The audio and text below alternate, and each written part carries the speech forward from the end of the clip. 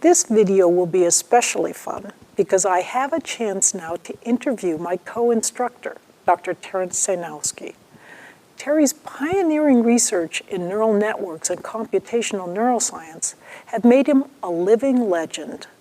Dr. Sejnowski is an investigator at Howard Hughes Medical Institute and the Francis Crick Professor at the Salk Institute for Biological Studies, where he directs the Computational Neurobiology Laboratory.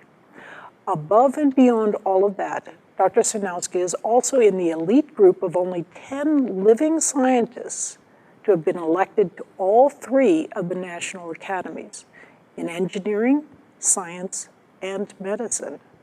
What I think is perhaps most impressive, however, is that Terry has also graduated more computational neuroscientists than any other scientist. In some sense, then, this makes Dr. Terrence Sejnowski a leading father figure for the modern field of neuroscience. The ultimate goal of Dr. Sejnowski's research is to build linking principles from brain to behavior using computational models. Today, I'm going to ask Terry a few questions about how he learns and how he thinks about learning, so that we might all get a better sense of how to improve our own learning. So what do you do to help yourself learn more easily when you're looking at something completely new? Well, I like to get into the thick of it. I don't get much out of just going and reading a lot of books. And when I was in graduate school, I made a transition from physics to biology. And the way I did it was to get into a biology lab and get involved in experiments. And I'm a firm believer in learning by doing and learning by osmosis from people who are experts. How do you keep yourself paying attention during something like a boring lecture? I found that there isn't a simple way to keep yourself attending something that you're not interested in, but I have found a little trick to waylay the speaker, and that is by asking a question.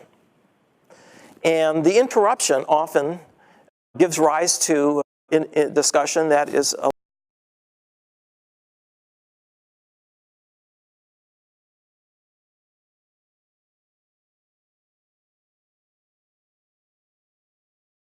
take advantage of diffuse mode thinking.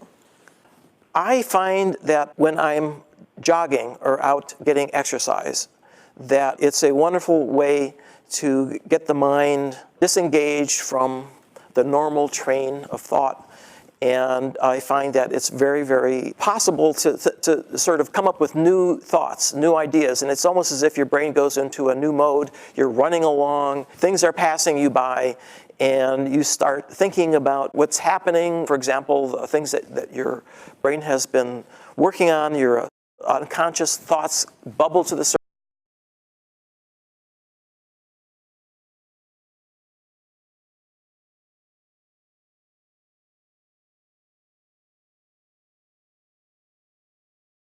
A shower, then a lot of them have evaporated, and that's why I like to take a little notebook along with me so I can take notes and remember what it is that I was thinking about. So do you multitask? Or if you don't, how do you resist the urge to multitask when you want to multitask? Well, I wouldn't survive if I couldn't multitask, and most of my day is spent talking with students, listening to lectures, interacting with a lot of people who are passing through, visitors. There's just a lot of things that are bombarding you, email, texting, and you know, these are very important things that you want to do, but if you can't juggle, then it's hard to get through the day. However, I enjoy the evenings when the hubbub of the day quiets down and I get a chance to go into a more reflective mode, and that's when I actually get my best work done. Do you do 2 things at the same time ever? Well, you know, you can't actually do 2 things consciously at the same time because those will get mixed up. It is possible with a lot of training, actually, to do 2 things at once, but you're not doing it efficiently. For me, multitasking is being able to switch back and forth, context switching from one topic to another. And some people are better at that than others. In other words, sometimes it takes a while to get into the swing of things. If you're in the middle of writing a paper, for example, it may take hours before you get to the point where you can actually be productive and you're actually able to get something accomplished. But if you can, after getting into middle of something, switching from that to another task is sometimes very difficult to do if you're middle of something. But I can do that very easily. I can switch back and forth, and I seem to be able to go back to the original task and take up where I left off. So that's one way of accomplishing a lot. And fortunately, I have a lot of very good students and helpers and enormously productive environment that I'm working in. So it's really a joy to be here. So how do you apply your knowledge of neuroscience to your own learning? Well, I think there are many little ways that I have applied what I've actually learned in the lab. And let me give you just one example to make it concrete. One of my colleagues here at the Salk Institute, Rusty Gage, made a very important discovery. If you read the textbooks, it'll tell you that all the neurons that you have in your brain, you had at birth.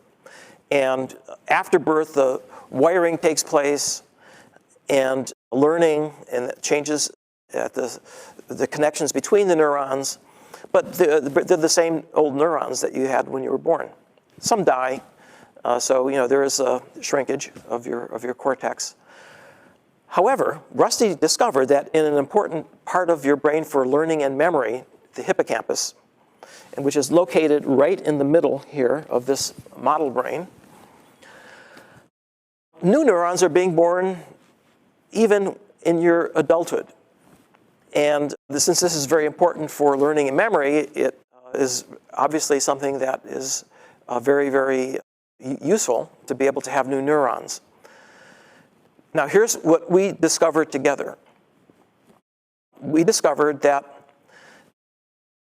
if you have an animal, we use a rat as our model system, and if you give it an enriched environment in which the rat is able to move around and do things and interact with other rats, that